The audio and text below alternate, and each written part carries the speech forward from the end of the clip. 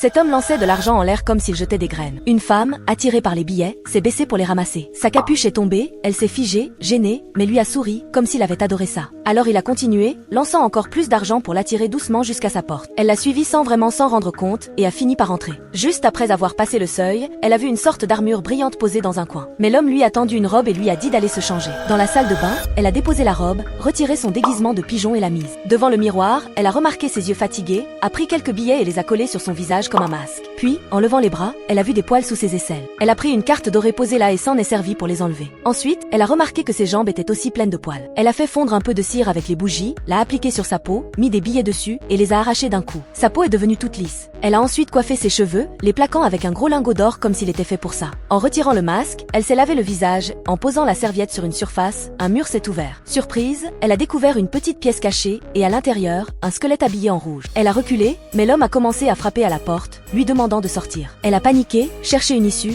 mais il a enfoncé la porte et l'a coincée. Elle a attrapé le lingot et l'a lancé contre lui, encore et encore, jusqu'à ce qu'il tombe. Quand il s'est réveillé, il était enfermé dans la pièce secrète. Elle a quitté la maison, a jeté les derniers billets aux oiseaux et est partie sans se retourner. Elle pensait juste ramasser un peu d'argent, elle a frôlé la faim. Si t'aurais eu peur à sa place, abonne-toi maintenant.